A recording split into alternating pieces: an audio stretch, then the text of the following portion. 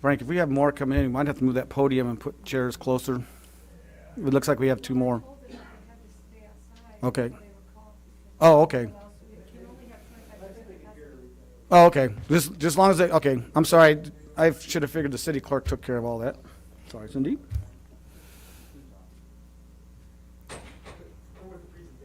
Oh, okay. Okay.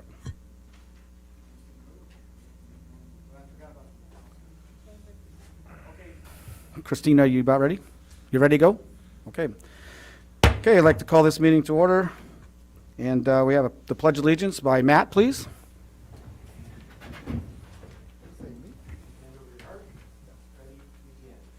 Pledge allegiance to the flag of the United States of America and to the republic for which it stands, one nation, under God, indivisible, with liberty and justice for all. Okay, we have an invocation by Reverend Don Thursby from the Little Church of the Desert. Let's pray. Well, Lord, we find ourselves beginning to emerge from what seems like an endless COVID hibernation. And as we do so, we squint our eyes trying to adjust to the new reality that is a part of the life we know. Our city council is attempting to wrestle with this in a variety of decisions and challenges that face them, especially with Project Phoenix and other related kinds of opportunities. Tonight we pray that you will continue to give them guidance and vision, a little sense of humor to go along with all the craziness that will still continue for a time, but that in the long run, as we adjust to new things, new ways of doing things, new opportunities to expand and to grow as a community, that you will bless them in their endeavors and help them to find the direction which will create a better community that will last far beyond any of us who sit in this room tonight. In Jesus' name we pray. Amen. Thank you all. Okay, roll call, please. Councilmember Bilderain. Here. Councilmember Wright. Here. Councilmember Klink. Here. Mayor Pro Tem Ogilvy. Here. Mayor Mintz. Here. All present. Thank you. Okay, there's no closed session announcements and any changes to the agenda. No changes. Announcements. This proceeding will be reviewed on demand on the City of 29 Palms website at www.29palms.org. You'll also live stream this meeting by going to our website and clicking on Meeting Agenda link. Awards, presentations, appointments, and proclamations. We have a presentation by Dr. James Danoff-Burg on the Living Desert Zoo and Garden Community Conservation, yeah. Well, I know, I can't hear her talking this mask. Thank you very much, appreciate it. All right, well, I want to thank the council, city council, for making time on the agenda for us to talk about this problem that we're having across the high desert and the low desert as well with ravens. And thank you all for coming and for being a part of this discussion as well. I'm Dr. James Danoff-Burg. I'm the Director of Conservation, or Conversation. Thank you. Very well. We have conservation conversations all the time. So I'm the Director of Conservation, make sure I say that right, at the Living Desert Zoo and Gardens in Palm Desert, of course, just south of us here. Much of our work has been focused in the high desert on desert tortoise conservation. And ravens are a real problem. And so what I'd like to try to do today is to talk a little bit about why they're a problem, things that we've been doing to try to address that problem, and why it's beneficial to 29 Palms and the whole high desert, and ask for ideas and possible involvement on the part of City Council and other folks in the community. Well, you all are an important part of this too, as to how we could address this better, collectively. All right, so maybe first.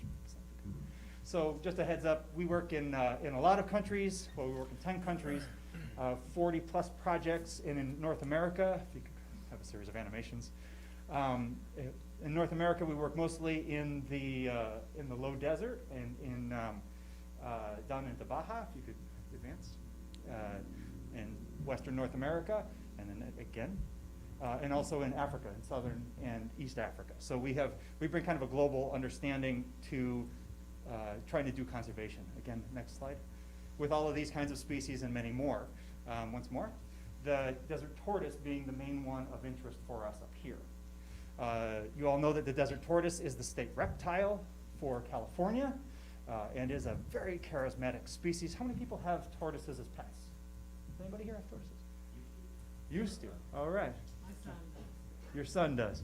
They're amazing animals. They're so adorable. If you could go ahead. They're very adorable animals that I think really pull at our heartstrings if you've ever seen one. They're all across our area. We're in the southernmost extent right here in 29 Palms for the range of where the desert tortoise is. But in our area here and across the Mojave, raven populations are fantastically greater than they should be naturally. Relative to only about 30 years ago, the populations have increased 17 times over, an increase of 1,700%, right? And the reasons for that, next slide, is because of things that we provide them, subsidies that we provide to ravens. Next slide, next one. Nesting sites on billboards, on power lines, on the tops of light posts. Next one. Water in the form of when we overwater and water runs down the curb. Forgot my noun. And also ponds, extra things like that, provide water to ravens that they wouldn't have had normally. One more. But importantly is food. Food subsidies is one of the biggest problems for why ravens are so large in population size, and I'll get to why they're a problem for tortoises in a moment. Roadkill, animal feed, crops, landfills, open trash, not closed dumpsters, as we'll come back to repeatedly here today, is a main thing that we're trying to work on. So in areas, this is not emblematic of Vertec. Vertec is a major partner of ours in this process. This unfortunately was one of our best slides with ravens on the dumpster. When dumpsters are not closed, especially at restaurants and places that serve food, ravens can go in there, feed, their populations grow, if you go to the next one.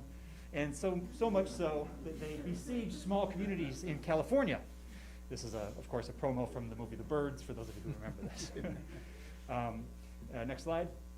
And the impact on wildlife locally is huge. Tortoises in particular, but also, if you could go forward, small mammals, reptiles, and nesting birds. All songbirds are threatened by ravens as well. They'll raid the nests of other songbirds. Next slide. This is a rather staggering slide from 1988. It's an older one. This has happened many other times. These are tortoise babies that have been killed by one nesting pair of ravens to feed their babies, right, in 1 year. So you can see the problems that tortoises face because of the raven population size. Not only are they so hugely overpopulated, but they're now year-round residents. So they used to be migratory. They would come and go until 80s, 90s. Now they're resident. They feed all the time. Next slide. So what we try to do is to try to reduce that food subsidy in particular through our Time to Talk Trash campaign. Hopefully you've seen this slide or this image. We have, where's my thing? Could you get my backpack out? I'm here with Alex Ocañas. This is our conservation social scientist. She's been doing much of the work up here, leading this research. But you may have seen billboards that we have with our Time to Talk Trash logo on it. We're trying to get people to live in the desert in a healthy and sustainable fashion. Next slide. The raven overpopulation is threatening tortoises dramatically. And in our area, where tortoise populations are relatively safe, we want to try to maximize on the success that we've had already here in the high desert and try to expand that, because there are some populations of tortoises that are starting to decrease. Next slide, if you could. So our mission is to try to reduce raven population sizes, not by hunting, not by active culls, but just to reduce the amount of food that's available to them. Because the idea being that if their food is not so abundant that their populations can be so successful in breeding and all of the babies successfully mature to adults and fledge, they'll feed not only on trash, but they'll go out into the surrounding deserts, and as we saw with those slides, kill the tortoises, kill small birds, kill small mammals as well, right? So if we can reduce that raven population by taking away the subsidy, not by actively hunting them or killing them in any way, but by taking away the food and maybe water subsidies as well, if you go to the next one, we'll be able to protect our native wildlife. And then tourists who come to 29 Palms into the high desert won't be besieged by black ravens that are coming at them, which does happen if you get too close to their nests. They're rather aggressive birds. And also, of course, ravens will pick up trash from the dumpsters and spread it all over the place, right? Often the mess that you see around dumpsters is not because of the restaurants or the businesses, it's because of raven activity. Next slide. So we've been working up here with all the restaurants in the high desert from Yucca Valley all the way through here. And over the last year or two, we've been working with 60 restaurants in Yucca Valley and 29 Palms, pretty much all the restaurants in the high desert. And we've also replicated this in Joshua Tree as well. We had 30 restaurants that we looked at all of these 60 restaurants to see how often they closed their dumpsters. We went to each of them 5 times. So we had a record for how successfully they closed their dumpsters. Dumpsters closed, no raven pot problems, right? No raven subsidy. Dumpsters open, problem. Half of the restaurants we went back to and told them about, if you go to the next one, a series of things, the health and safety codes, that we need to keep the dumpsters closed, the benefits to litter control, and the benefits to nature and wildlife, and especially tortoises. We showed a pretty video of a very adorable tortoise hatchling. If you've ever seen them, they'll sell this story for themselves because they're adorable. And what we found is that, next one, is that by doing this brief intervention, because we went back afterwards and looked at the dumpsters being open or closed as well, 13% increase in their closure rates, which translates to about an average of 45 days a year increase in keeping the dumpsters closed. Right? So this intervention, small and brief as it is, makes a difference. And if you could go to the next slide. Next one again. In the 3 communities in the high desert here, Joshua Tree, before we even had an intervention, amazing closure rate, probably because of lots of tourists coming to the area wanting to stick their stuff into the dumpsters. Restaurants don't want that. So their baseline closure rate is very high. Next one. Yucca Valley was pretty decent as well, probably for a similar reason, a lot of people coming through. And here, next one, we had our lowest, rather dramatically lowest baseline. After we've done the intervention, the rates have gone up about that 13% or so on average, but still that's not enough for what we need. Next slide. So what we've been doing is we've been recognizing those restaurants in the high desert that do close their dumpsters. You may have seen our Gold Star campaign, our Gold Star restaurant campaigns. As we were driving in here just now, we saw it on many of the restaurants around, which we were very grateful that the restaurants are showing them. We had a billboard over in Morongo Valley until just like Monday that had this Gold Star restaurant thing. And we would encourage you to please solicit and support those restaurants, next slide, that have this, like Bamboo Garden, the next slide as well. This was the billboard that was there previously until yesterday. Next slide. And Visit 29 has a list of all the restaurants in 29 Palms that do the Gold Star restaurant, right? So what we would like to be able to do is to reward those restaurants that are doing the good things, right? That are closing the dumpsters. But there's a lot more that we need to do. We as a community, we as a region. And next slide, if you could. Back one if you could. I want to give a shout out to Brianne DeSastre from Visit 29, who's been a really major partner with us on this as well. Next slide as well. So what we would really like to be able to do, and why we wanted to speak with you all, was to see if there were ways that we could partner and support 29 Palms to make this the most tortoise-friendly community in the high desert, right? You're a very forward-thinking group of folks. It's an awesome area. We have the McCaxey is a major partner of ours too, with growing and caring for desert tortoises on base. So we have a lot of people who work with us. We work closely with Burtec. And so HOAs are a logical organization, housing units, restaurants. We are just interested, and we're going to continue our work with restaurants and the Gold Star Restaurant Campaign to reward those who are doing well and encourage you all, us all, as restaurant goers, now that, as the Reverend had said, we're hopefully coming out of this and can start eating out again regularly.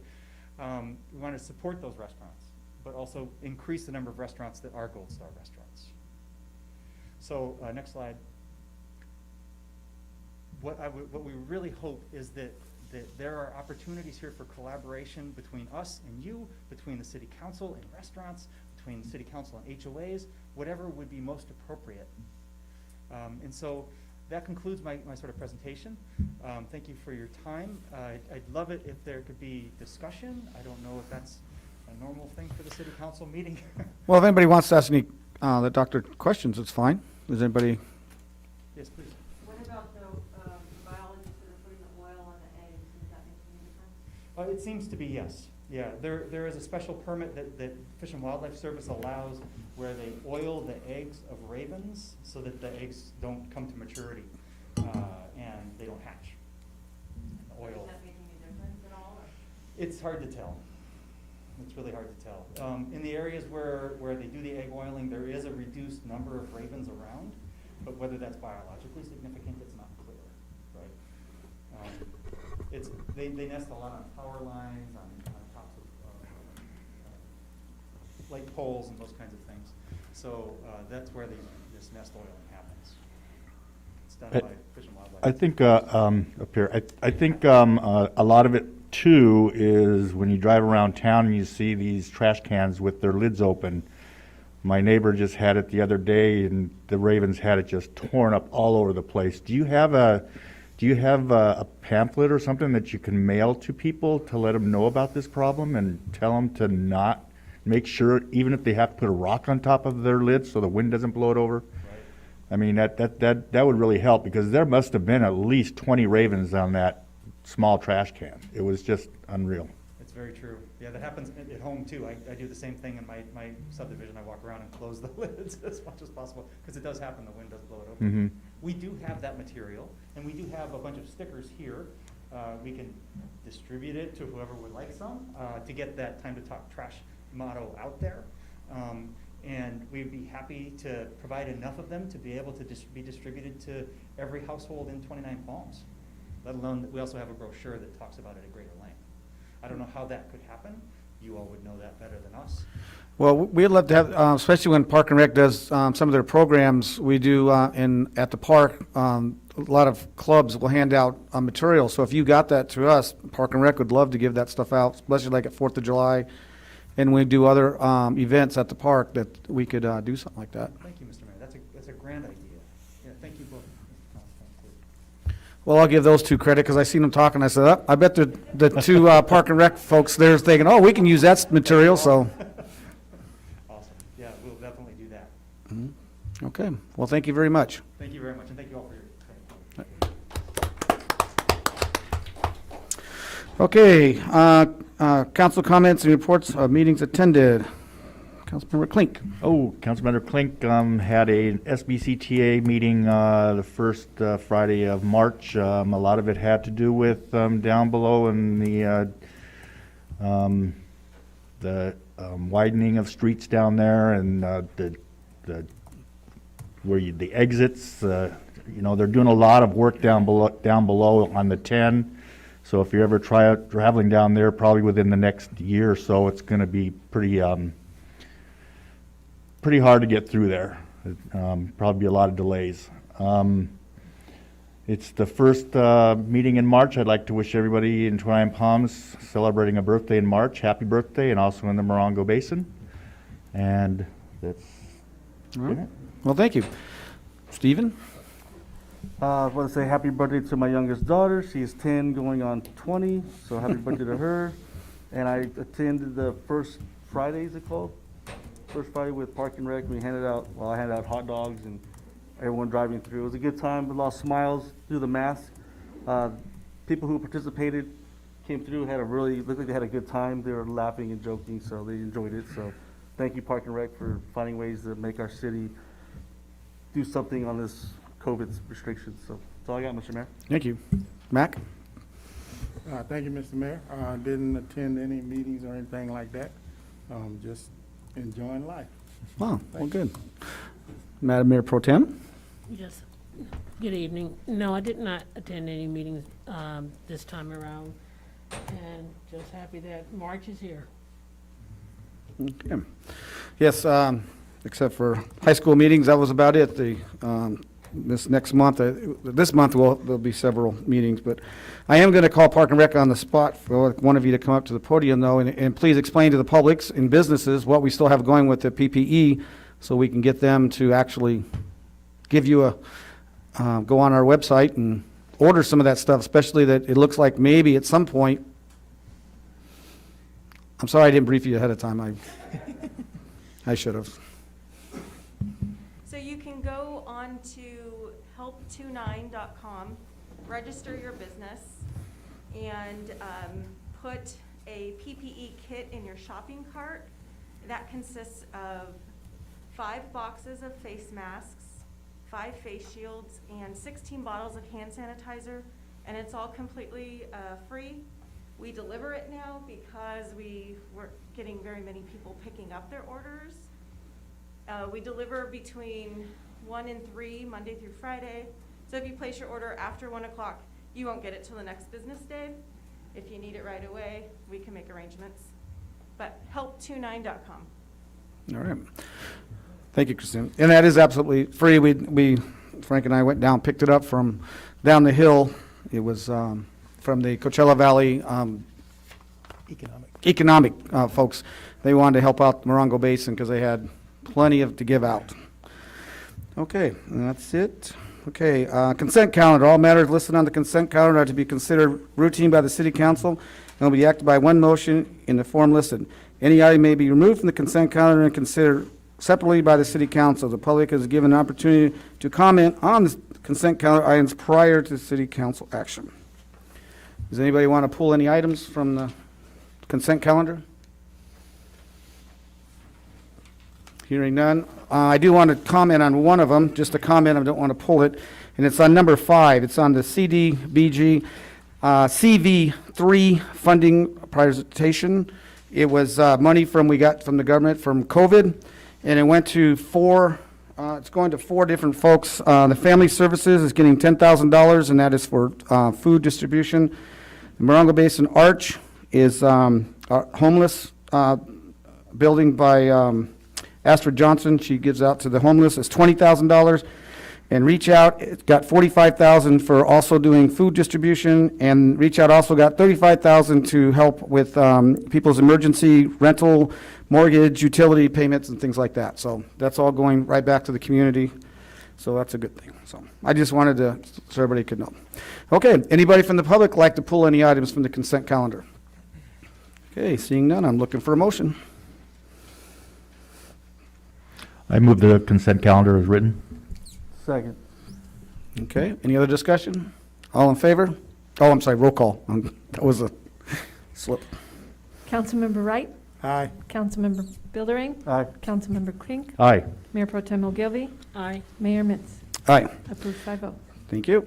Items removed from the consent calendar, none. Public hearings, we have none. Discussion of potential items listed. Number 7, I will step out of the meeting and let Mayor Pro Tem take over.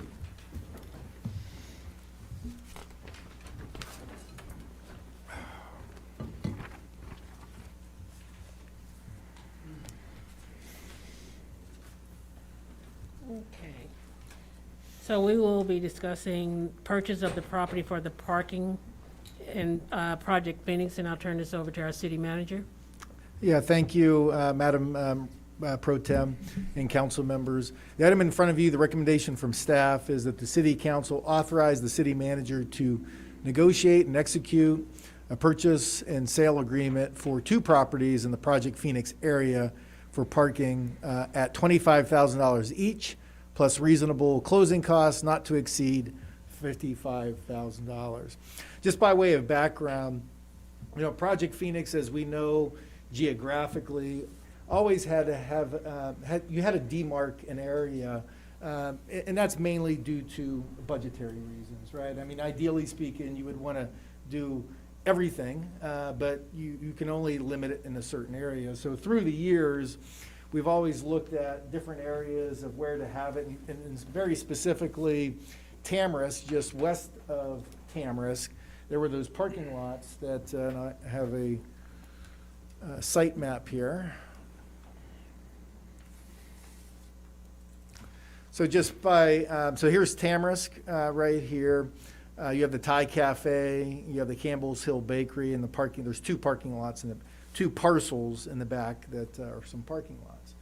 So very dramatically, we saw during construction the need for this additional parking, which necessitated a conversation with the property owner, and the property owner was very receptive of the city taking on this parking lot for public parking. So it'll still be able to be used for the businesses in front of the parking, but also in this whole entire geographic area.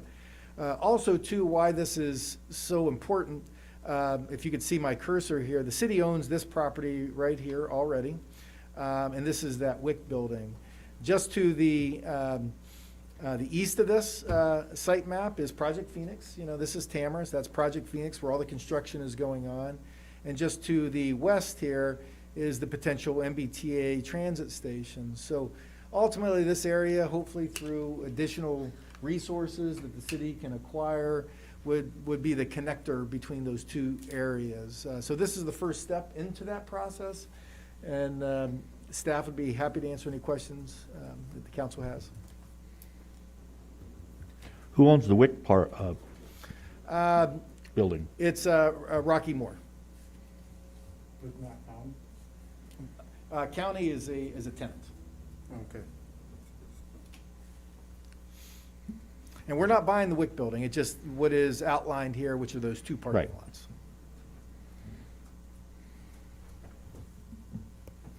I have no questions. Does the public have any questions?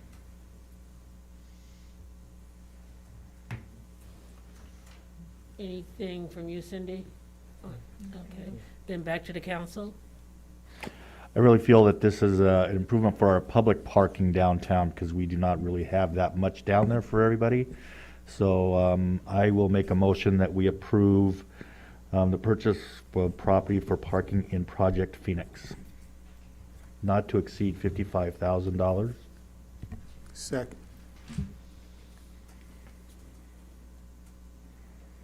Roll call. Councilmember Buildering, Aye.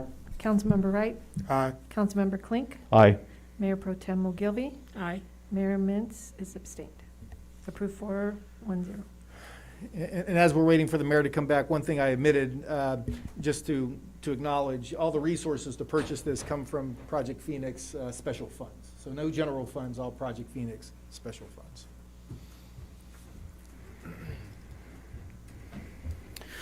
Okay, I'm back. All right, we got number 8, city manager contract amendment. Okay, so every year, when we do this, we have, the city manager is not on just an automatic scale. He has to be reviewed, and then his raise has to be voted on by the city council. So Mayor Tam Ogilvy and myself met with Frank and talked to him, and we came up with a few adjustments. The base salary increase is $48.20 or 2%, 2.5. And then there's a reduction in the finance director additional compensation of $2,009. That's the final reduction. Now, little history for everybody. When we hired Frank, he got some money for being the finance director, and we've just been reducing that. So after this year, he would not get any finance money. It's just all going to be one. The increase of the 2.7 for cost of living adjustment or COLA. The vacation accrual increase at 5 years from 120 hours to 160 or $3,800. An increase of other costs, PERS, workman's comp, and Medi-Cal is $1,610 a year. And obviously, when base salary goes up, those go up with it. In the staff report, I just want to mention, this is not, Frank did not request this go retroactive, because obviously the other employees in the city got theirs retroactive. When we did give them the raise, went back to July of 2020. Frank has not requested that during our negotiations, and it would only be from the first pay period of this month.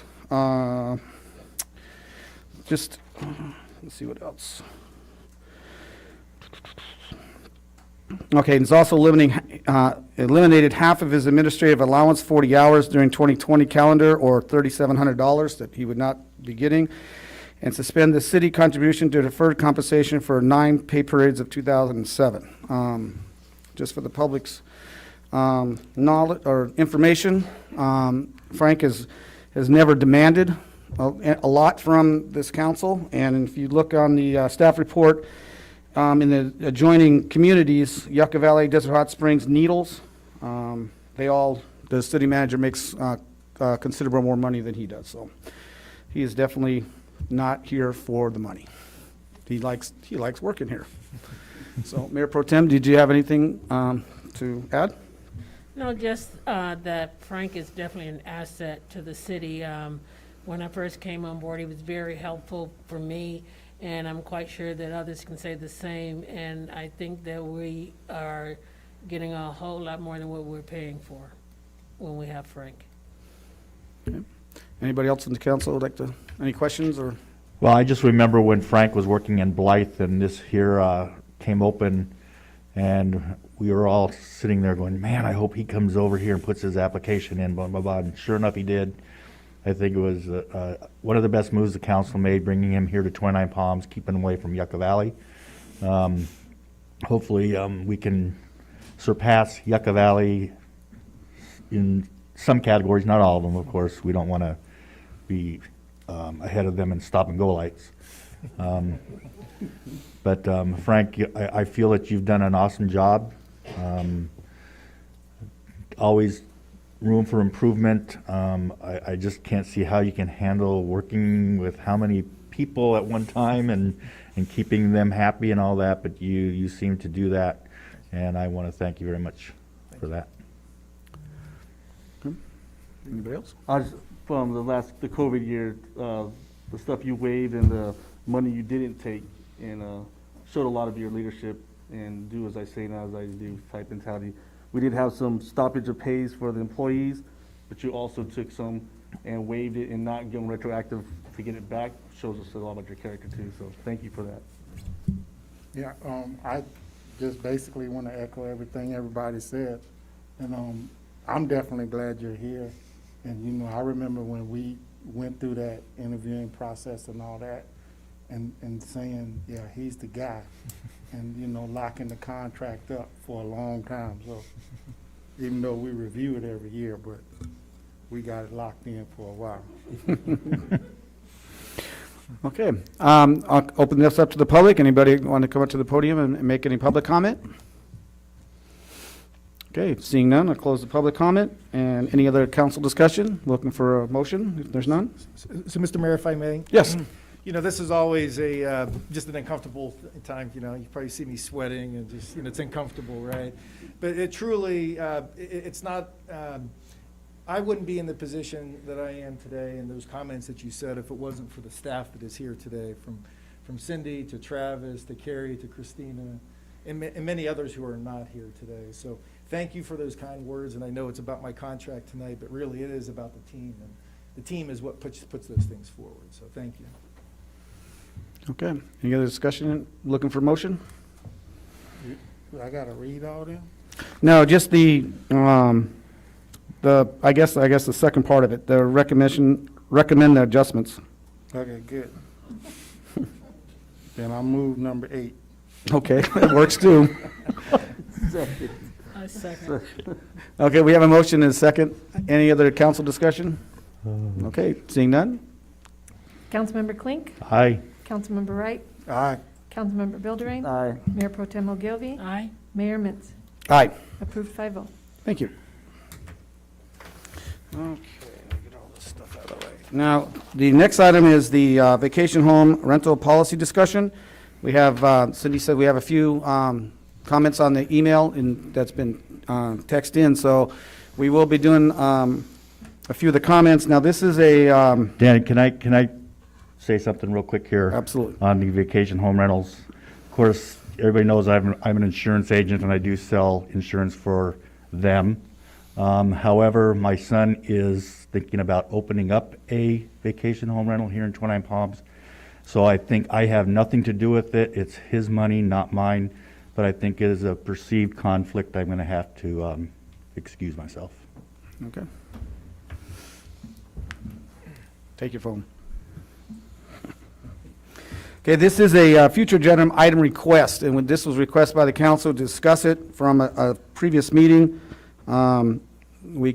Basically, this is a discussion item. If we want to come back with some kind of ordinance, staff would have to create an ordinance or whatever we want to discuss. So this is basically a discussion item for the council, and we want all the public input that we can get, so. Okay. Frank, you said there wasn't much of a staff report, but if you want to go ahead. Yeah, thank you. Thank you, Mr. Mayor, members of the council. Just by way of background, as the mayor said, this is a future agenda item, and staff will take any recommendation that the council has and work towards or not, whatever the policy is. But just by way of background, I just wanted to kind of touch upon a few things. This policy has been in place for 5 years. It was put in place in February of 2015.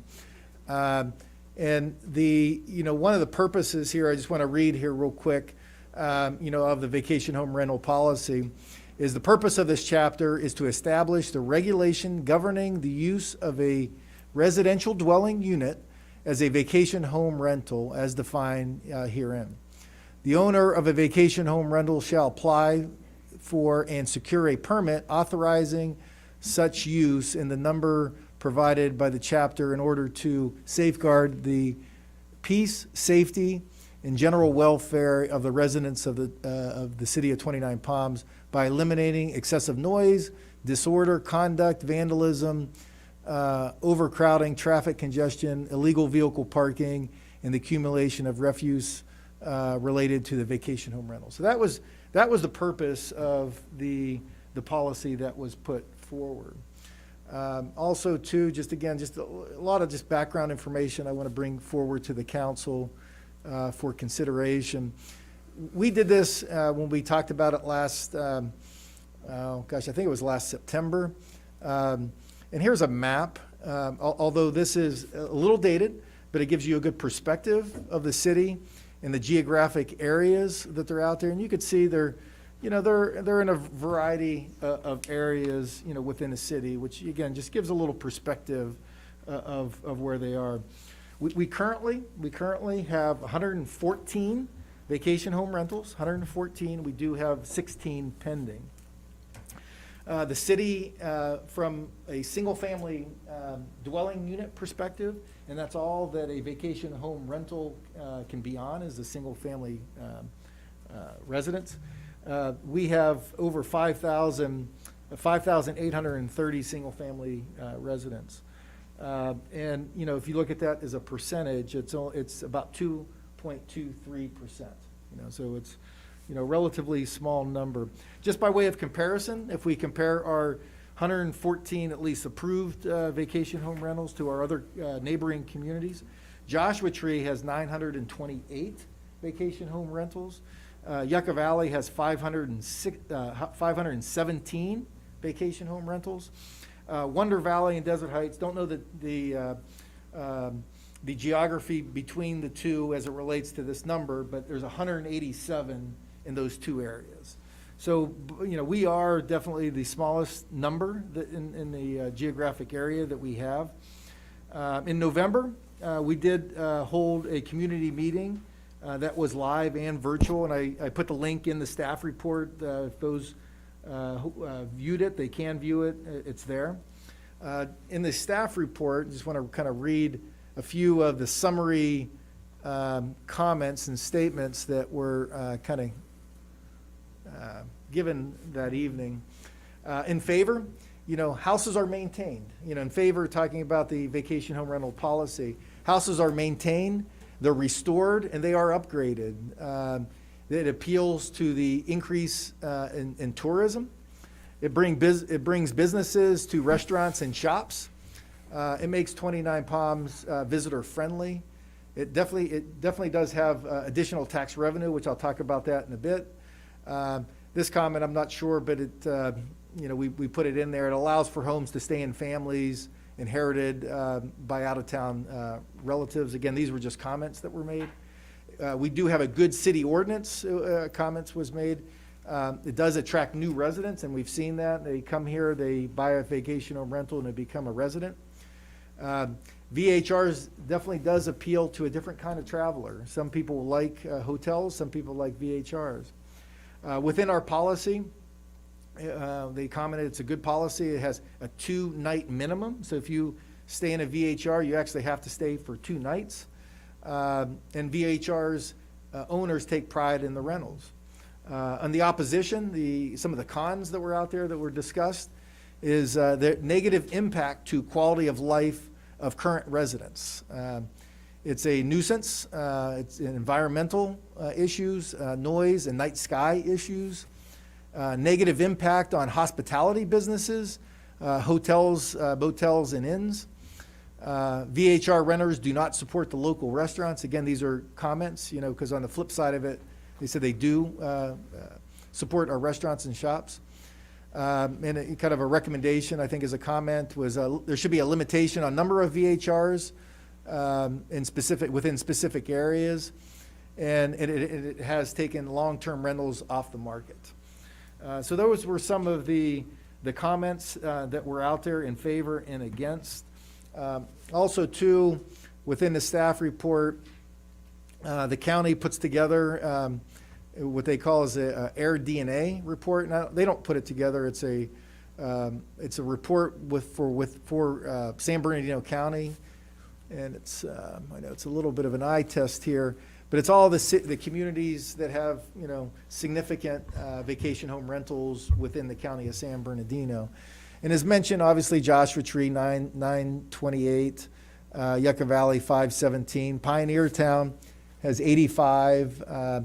When it says 29 Palms, it's the 92277 and 92278 zip codes, so it's 311 in total. But the city of 29 Palms only has 114. Big Bear City, over 1,100. Morongo Valley, 69. Wrightwood, which is in the Victor Valley area, 68. Crestline, which is in the mountains, 175. Lake Arrowhead, 720. And the big one is Big Bear Lake, which is, 3,100. So that just gives you kind of a perspective of the vacation home rentals within the county. TOT, as mentioned, is definitely a driver as it relates to our revenue for the city that supplies services to the many things that we need within the community. And just by way of some history, and as mentioned in February of 15, the ordinance went in place, and it started off slow. There was probably only a few, and it kind of went from almost 5,800 to 26,000 to 110,000 to 178,000 or 73,000. And this past year that we finished, 277,000. And so that ends that fiscal 1920 and June of 20. Since then, those quarters after that, there's been 100% increase in the quarters following that. So the number in subsequent year is going to be well into the 300,000, maybe pushing 400,000. So it is it's a substantial number that is within our revenue stream. Collection of TOT, I know, has been one of the topics out there. There's how do you collect it? There's a lot of people skirting the rules. Couple things to that point. Airbnb, which is probably the major player out there in vacation home rentals, they have a voluntary collection service, so they voluntarily collect it on our behalf and remit it to the city. But in addition to that, community development has, it's called host compliance, and they go out and look for and get permitted those who otherwise weren't permitting. So we do have that. We talked to Airbnb, I think it was yesterday, Monday, and they showed us, there's a Senate bill out there, SB 555. As mentioned, Airbnb voluntarily collects the money and remits it to the city. But others like, was it VBRO, Expedia, and I'm sure there's a bunch of other platforms out there, they don't have a voluntary collection that gives to the city. SB 555 by McGuire would mandate by state law all the platforms have to collect and remit it. And I think it's a very, very good law, very good policy. Obviously, Airbnb supports it. They're doing it. They want everybody to do it. So that'll help in addition to the collection that's out there. One other thing that Airbnb did tell us, that they do want to be a good neighbor. And, so on their website, they have neighbor support that they man 24/7. So if there are complaints out there, to call that number or to put a notice in, and Airbnb will research it, right? What they told us, they don't want party houses. That's not what they want. So if there are valid complaints, quote unquote, party houses, they will, through their process, potentially revoke that online service that they provide for that person. So they want to be a good neighbor, and they have resources out there for that. Some things to consider from the council that I kind of just laid out here within the staff report, if I could find it, sorry. I know the council, there are a lot of things to consider, one of which, and I've kind of went back and forth on these, maintaining the sanctity of a residential neighborhood, disturbing neighbors with parties and the like. That's obviously a big concern of the council. On the other side of it, it's continuing the destination growth of 29 Palms. VHRs are a preferred lodging option for some, not all, but for some. On the other side, considering the housing stock of the community to meet the needs of those looking for a home to rent or to buy. Although a very small percentage, nonetheless, it does take stock out there. Again, that was an argument. That's something to consider. Revenue growth, as mentioned, has been very strong through the years. It's competing directly with commercial lodging. Commercial lodging does have a substantial investment when they build a hotel in the millions of dollars, and a residential VHR does not. Again, something to consider. However, on the other flip side of it, there are upgrading of properties that otherwise would not get that investment, because now it's that return on investment on VHRs is potentially better than a long-term rental, so you're seeing a higher amount of investment. I'm going to, Mr. Mayor, turn this over to Mr. Clark, and he's going to explain the permitting process, then we'll bring it back to the council for discussion. Thank you, Mr. City Manager. So first of all, our entire permitting process is online. So during this COVID epidemic, we instituted an application by most suppliers that will allow folks to register online as well as renew online. And so pretty much all of the VHR permits start that way. You get in, you enter your basic information, name, contact number, the address of the property, the APN, number of bedrooms, those sorts of things. And then there are some required submittals that you have to turn in. One is the septic system inspection certification, that your septic system is in good order. There's also a building and safety inspection that has to be performed on the structure. Proof of insurance needs to be provided. And then the applicant needs to apply for a business license and TOT registration and certification. Once we get all that information, staff does several checks. One, that they meet the parking requirements based on the number of bedrooms, house numbers are visible from the street, that any improvements have been permitted. So one of the things we do is we will check what the applicant says is the number of bedrooms, what the assessor says. If they're different and there's been work on the home that was not permitted, then you have to come in and get a permit. Everything has to be brought up to the current code. We will also do a check with the sheriff's department if there's been any kind of complaints or criminal history at the address. Once all this information is collected and checked, we then send out notification letters to the neighbors within a 300-foot radius of the property. They have the ability to appeal that within 10 days. If there is no appeal, the VHR permit is approved. If not, it goes to the planning commission for consideration. Once the VHR permit is approved, the last step is posting the sign with the contact information on the property, and then code enforcement goes out and takes a picture. That's pretty much the process. Wait a minute, Travis. Any questions from staff, for the staff? I have a question. When you mention the septic tank being certified, how frequent is that done? Which should be within the last year. Okay. And my question is, if like a percentage of the neighbors say no, whatever, then that goes to the planning commission as well, right? Right. Hmm. Yeah, any objections, whether they're in writing or in person, are presented to the planning commission for consideration. Is it a percentage where it doesn't matter what the planning commission says, or? Well, I think from the perspective of the code, if the applicant is meeting all the requirements of the code, then typically that permit is approved. But if good reason is shown, or maybe there's a history with the property owner, running the BHR, or whatever, the planning commission will take that into consideration. No, I mean, like, the 300 radius, say all of the residents complain or say no, then does that negate the planning commission, or it's still? No, it doesn't. Okay. Okay, any other questions for staff? Okay.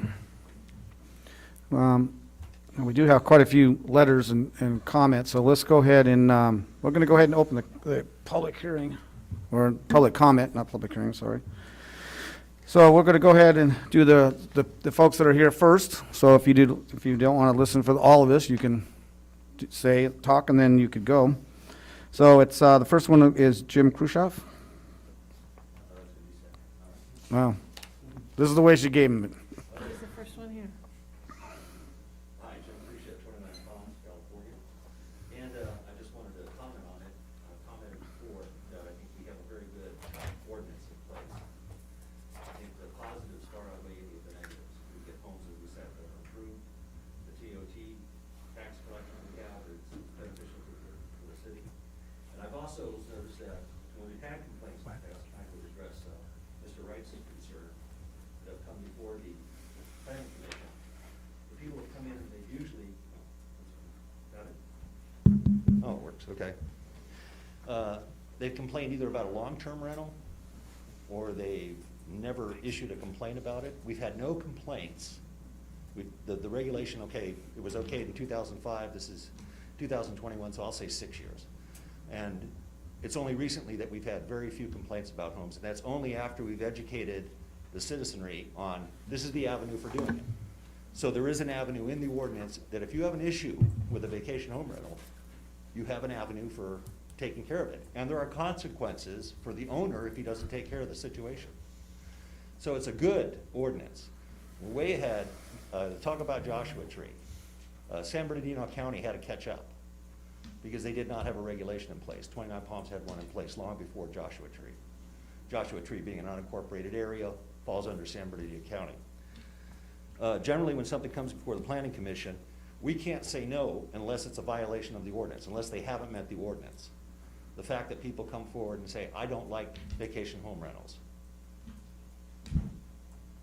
A lot of people do, some people don't. It's just the way it is.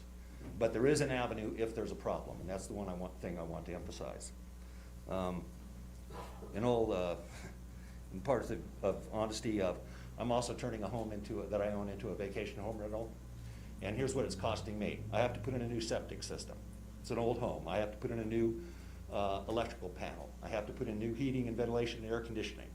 I'm putting in, and I haven't even started on the new kitchen. So it's not a minor investment, even for the owner. So I would strongly urge that we just keep the regulation in place, educate the citizenry that there is an avenue if you have an issue, because that really hasn't been used to this date. Okay, thank you. Thank you, sir. Okay, Heidi, I don't want to butcher your last name, so if you could say it when you come up here, please.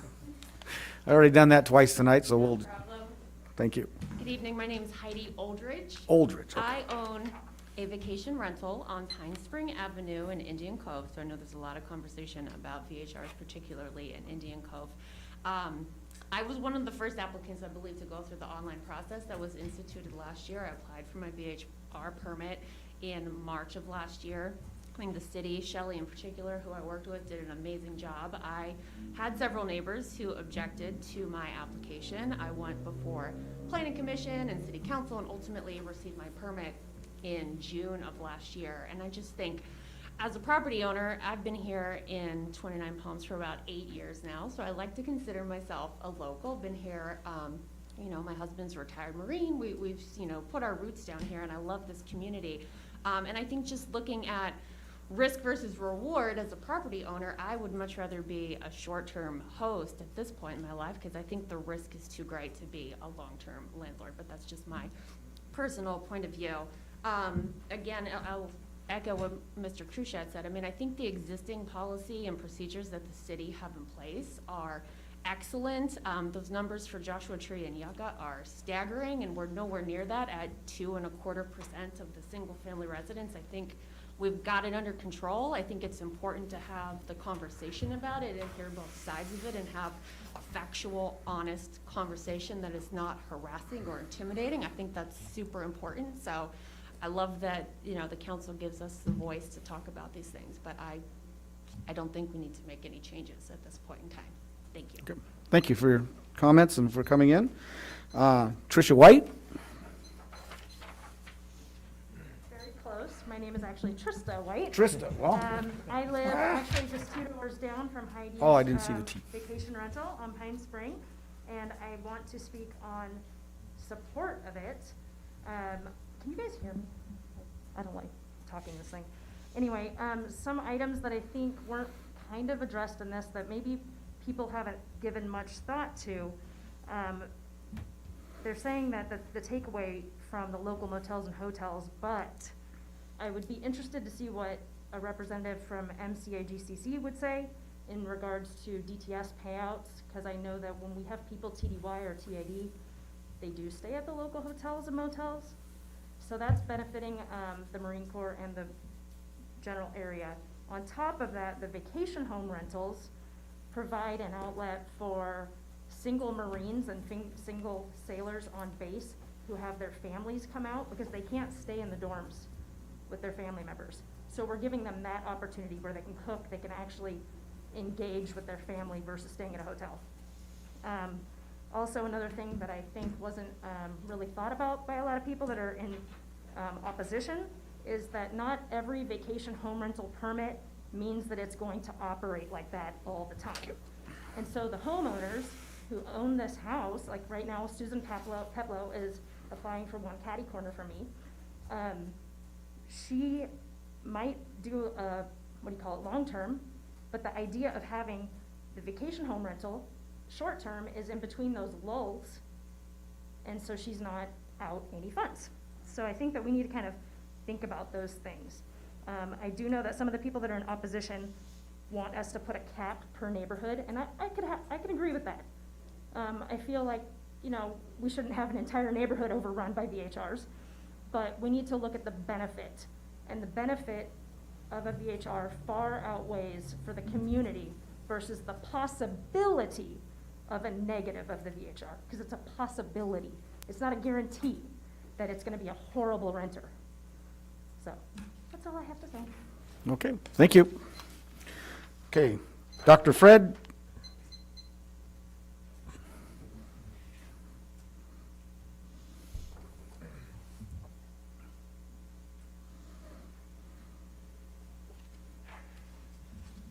Good evening. It's Dr. Fred Mikhanovich. Thank I know you. my handwriting. Yeah, it was your, I couldn't see your T there, Trish. Sorry, Sorry. Trista. I'm here to speak just in a favor of the short-term rentals. The first question I want to ask is what is the strategic activities in this city? Is it marine base? Is it tourism? Is this nothing? Is this agriculture? So I haven't really heard. I'm down for business administration, so I just want to address business side of everything. So if tourism is strategic activity, then what's the discussion about? My second thing is that I have not heard of 29 Palms in my life until 2 years ago, until I've seen the tax sale document says there was a 2-bedroom house for $58,000 that nobody wanted in May 2018. I drove by, it was a house that nobody wanted to drive by. Where's 29 Palms? where the hell is that? I have no idea. Actually, I have GPS to show me around here. Oh, turn left, turn, oh, nice, US Bank, McDonald's, oh, look, this city is civilization. Like it. Houses, I like it. How much do we get houses? Wow, I live in North Hollywood. The house next to me is 550,000. This one's 50,000, half a billion difference. Oh, wait a minute, where can that be done? So, I bought a house on tax sale. Nobody wanted except me. I guess I'm the luckiest idiot who wanted it. Yeah. Now, I bought the sight unseen because when I opened up, I said, oh my God, what I got myself into. It cost me, I don't know, myself how much. I'm embarrassed. I should know better. I started so much business to know better. While I was doing that, house next door was in foreclosure. Oh, they're like in the center, right next to across the post office. Okay, maybe I can borrow enough money. I don't have cash at borrow. I'm dead enough to give, to be honest. Borrow money to buy otherwise. Okay, well, I'll rent it out. It's a central city. There's a bank. People can go get money. They can go spend it. There's a bowling. There's a McDonald's. They can go eat. They can walk. They will find go sleep. I bought second house. Again, got in debt for a year. Remodeled it. And so now I have a house next to house. So I live in this yard. I applied for permits. I got permits. So I'm the only one of those permits. I have to say that not all the permits are active because coronavirus lockdown hit. Okay, I rented 9 months later. She moved out the end of last month. I have a short rent available. People texting me they want to live in here. So cost of upgrading those two, I'll be polite, dilapidated properties. Rats live in here. I was opening up rats jump literally on our head from those cities. Cost of upgrading these old rundown houses, truck houses, while I was buying it, it was broken into small and pot cracks and there.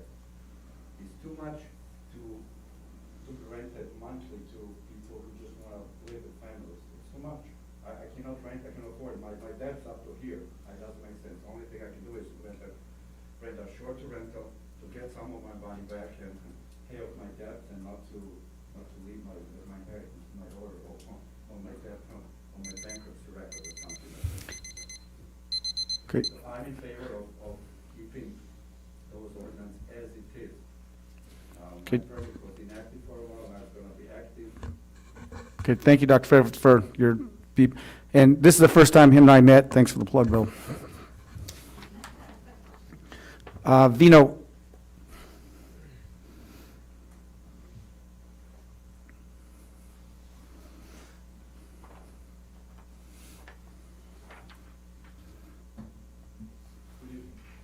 I hope I'm not viewed as a person that's going to be talking about listening against the vacation rental, which I am not. But I do have some concerns. This city has 640 hotel rooms. They're specifically running at under 50% occupancy. So our taxes is going to be lost if we focus on trying to get that taxes that we talk about. When you compare the other cities, we have the hotel rooms that the other cities don't have. I've been in the hotel business for more than 30 years. Combined, my wife and I have been almost 70 years of hotel experience at the table. And the biggest problem we have in the hotel business is human trafficking. Now, in my 108-room hotel, combined hotel that we manage, we have 2.5 pages of do not rent list, which means somebody came and we said, okay, this person will not be rented a room next, because we have in excess of 20 staff managing their place 24/7, 365, keeping a vigilant watch, and still on 108 rooms have 2.5 pages of do not rent to people. People who come to our city and think our city is a trash can. Our city is not a trash can. So, if you're thinking that human trafficking doesn't happen in a vacation rental, I'm sorry folks, you guys are mistaken. I think our district supervisor had a district seminar or a conference a couple of weeks back, a month back, a district webinar on this human trafficking. I've done causes on human trafficking, which both my wife and I, and we train our staff to watch for those. Other thing is, this vacation rental started in 2015. In 2018, the governor said that every city should have some affordable housing. My staff is battling to find affordable housing. I think you know that the housing at the base has also increased rental, which it makes it even harder for the people to work. We're finding it very tough to find employees. I think what we should do is put a moratorium, do a study on the housing. Let's get some affordable housing. I'm totally against people coming in and buying a house that was used for renting, taking it off the market and making it a vacation rental. Somebody like Dr. Fred comes in here, buy an old house, dilapidated, abandoned, pays the dues, welcome. Come over, clean up, pay the dues to the city. You can get your revenue, the city can get the revenue, and let's move on. But taking a nice house and make it a future rental is more. Thanks. Thank you very much. Eric Mendez? Hi there. I'm Eric Menendez from Desert Beacon. We've been in town for about a year. We're working on 3 vacation rentals in the city. And we have to say that the staff here at the City Hall, Travis, Shelley, and Robert, have been great to work with. Sorry, I can call speaking. They've been great to work with, and I just feel like they're doing such a great job with screening the applications, doing the safety inspections, and supporting the people who want to open a vacation rental here. And the clients we represent, they basically support the community. They're in their homes like 1 week a month, and they're really good people. And we're really working on coming up with a way we can be a resource for the community. We have information on our booking platform here, which is the way you can book independently, and also kind of just raise awareness on the platform fees that these booking channels are charging, because that's a whole other argument. But if anyone's interested in having some of these, I'm going to leave them in the dock, and we're happy to give them out. But we hope we continue to support VHRs. Thank you, Eric.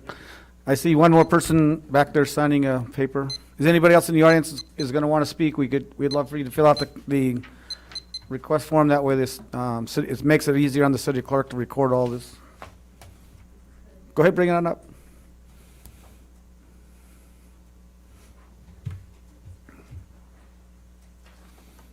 And you can go right to the podium. This is Natalie. Go ahead, Natalie. Is this what you want? Is this the item you want to talk on? No. Oh, public comments. I apologize. I just looked. I was just assuming it was that one. Okay. We have several. How many did you have online? 12 now. 12. And then you have 4. I have 3 up here. Yeah. Do you want to go first? I think there's 3. Oh, is there one more? Well, one was 2 pages. That's I'm going to condense that. We can alternate if you want. Okay. Yeah, one's kind of has second page. It's going to be over 3 minutes, so I'm going to condense his. So I'm going to read the first one. This is from Lynette Shmakoff, Shmakoff. Okay. I'd ask you to forward this to the mayor and city council members before tonight's meeting, 3/9/2021. Mr. Mayor and council members, I would like to state my opposition to any more VHRs in the city of 29 Palms. The VHRs in the Indian Coves are a nuisance, and one on Alta Loma operated for months before obtaining a permit. Most transient visitors have no concerns of the neighbors away, and the noise from the house when it's rented is unbearable. Trying to relax on a warm summer's evening is impossible when you have a subject of loud music and voices. Hosts of these VHRs can not control what goes on in these rentals. They are not going in order to them to leave, and oftentimes they are so many people more than are staying there than the house should be. It states 6 people can stay. There can be more than 10 to 15 people. In closing, I want to say CAP, the amount of VH cap, okay, that was an abbreviation. I want to cap the amount of CHRs, and when permits expire, no new permits be issued in that property. If the city feels that it's something we need to revenue, I suggest designate one specific area for VHR use and not the Indian Cove neighborhoods. Okay, so go ahead, Sadiq. Okay, I have this one from Jennifer Ruggiero. Since you already know my position on limiting VHRs in 29 Palms, I'm not going to bore you with repetition. I would like to add the following comments. City statistics regarding VHRs in the city of 29 Palms are misleading. Current VHR code does not include restrictions on how many VHRs can exist in a neighborhood. For instance, my home in Indian Cove could quickly become surrounded by VHRs. My entire block could become a VHR zone. Percentage of VHRs in the city of 29 Palms might be low, but that will quickly change. According to realtors and research on current trends in the area, VHRs will quickly increase in the coming months, years. As a homeowner, I do not have any protection from VHRs surrounding my home or taking over my neighborhood. Concerned residents are asking for limitations of not more than 2 VHRs within a 2-block radius in a densely populated neighborhood. Please consider including limitations on how many VHRs are allowed in a neighborhood and around a home. It's the right thing to do. Please don't choose money over the quality of life for our residents and homeowners. Thank you for listening. Okay. All right, this one was sent to Brianne, and this is from Lily Tanner, owner-operator of a VHR 110, has asked me to pass this along the following comment to tonight's meeting. I just want to state that I still feel the city of Twin does everything right in terms of VHR. It's regulated, it's controlled, and it brings visitors into the area who use restaurants and go to the stores and go to the park. I have many guests who deeply enjoy staying here and spend a lot of money in the community. I have guests who have bought a house after they stayed here in the community. If there are some people who are not following the rules, please punish them and not the whole community, who welcomes guests into the very nature-friendly and community-friendly way. I appreciate everything you do. Thank you very much. All the best, Lily Tanner. This one's from Brittany Tugman. Due to personal financial hardships, I recently permitted my home as a 29 Palms VHR. It has been such a positive experience working with Shelley and Chris. They have both walked me through the process to be certain my home is safe, not only for my guests, but for our community as well. They have also made certain I'm compliant, accountable, and educated on all current city regulations in order to maintain my VHR. One of the biggest hardships our community faces is our lack of employment opportunities. I myself have had a difficult time finding a job in our tiny town. VHRs open an entire new set of job opportunities for 29. Not only do I have an income while I pandemic homeschool my 2 girls, but my VHR brings multiple opportunities to the community as well. As my VHR grows, I will need to employ a team to help maintain it. Cleaners, maintenance, landscaping, management, and contractors to fix the things my home needs the most, like a new roof and fence. You multiply these jobs by the 100+ VHR homes, we have a strong pool of new jobs for our community. One of the coolest things I've seen in my 6 years of being a 29 resident is the way VHR owners have completely transformed some of the most neglected homes in our neighborhoods. They have really started bringing beauty and safety back into our community. The most important thing to me as a VHR owner is sharing what our community has to offer. We live in such a beautiful place filled with so many amazing small locally owned businesses. In my home, I have a handmade booklet of all things 29, where I encourage my guests to explore what 29 has to offer without having to leave town. Everyone like Mexican Street Tacos, Rockies, KITD, Donaloo Clothing, our Saturday Farmers Market, Ms. Gretchen's Clay Class, our theater, and everyone in between is represented in my home to help my guests experience how special our little town is. I hope my comment helps express some of the positive lights VHRs have to bring to our community. Okay, thank you. And this is for Mike Tausch, Tausch.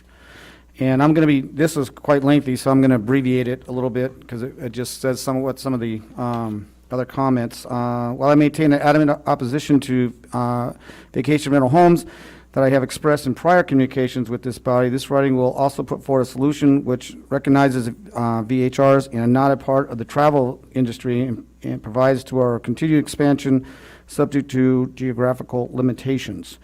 It is, first of all, illuminating to take the pulse of the area with regards to VHRs. It is telling that in a March 2nd referendum on the phase out of VHRs enacted by the Cathedral City Council, residents of that jurisdiction voted resoundingly in favor of the council's action. This despite having heavily outspent by the realtor community and moneyed investors, as as one resident of of Cathedral City aptly put it, in the explanation of her vote in favor of the council action, the VHRs really are mini motels, and is even worse because there's no one supervising.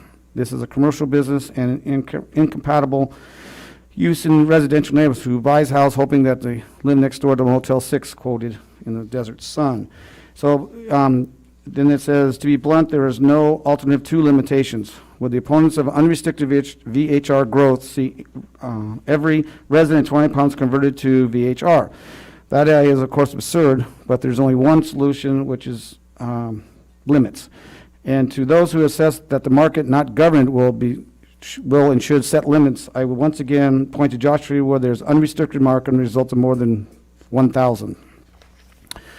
And then at the end, I urge the council to seriously consider our proposal and be taken in action in spirit. The number of VHRs continues to rise, as does the ire of voters. A booking office of VHRs recently opened in 29 Palms, proving that the threat of our quality of life posed by unlimited VHRs is real and masturbating. I don't know. Mastercizing. Okay. So, well, my glasses are getting fogged here, and I'm getting exasperated. As I urged in a previous communication, don't sacrifice that quality of life on the altar of a dollar bill. Should the council feel that the subject requires further discussion, that's fine, but in such event, on a new VHR should be put into immediate effect tonight, pending the outcome of such discussions. Oh, okay. Next. Okay. This comment is from Jenny Malopoulos. Dear City Council members, as a vacation homeowner, I want to voice my general support for vacation home rentals in 29 Palms. Not only does it increase revenue for homeowners, but it also helps bring in revenue to the city via TOT tax and helps small businesses, many of which are currently suffering due to the shutdown. Having many choices for vacationing in the city brings in more tourists, which can benefit the city in many other ways. However, I think there should be some restrictions in place to assure the local residents are not negatively impacted by vacation home rentals. VHR should be granted to those with homes on large lot sizes, preferably a minimum of 1 acre. This would alleviate noise complaints from residents in housing tracts where homes are close together. For example, regarding the current application for VHR 164 in the Indian Cove neighborhood, I would suggest denying approval. Then we have Sarah Beck. Whoops, that's Jenny. Let's see. Sarah Beck, I am a superhost with 2 vacation rentals in 29 and 1 on the way. I'm in the business of creating spaces for people to come visit us in the desert. I believe in 29 Palms and the development downtown 100%. I invested in 29 because I believe in its potential for everyone. This is so amazing how our town is growing. Vacation rentals is an amazing thing for not only homeowners, but to the city of more than tenfold. Bravo to 29 and its growth. If you keep an eye on your guests who stay at the house and have strict rules that the host enforces on noise, then a lot of these complaints will go away. Patricia Knight. In regards to the discussion concerning VHRs in the city of 29 Palms district boundaries, I would like to see a limitation on how many vacation rentals are allowed to operate in a neighborhood. One of the concerns among residents who live here full-time is the same neighborhoods have multiple vacation rentals on a given street, sometimes more rentals than residents.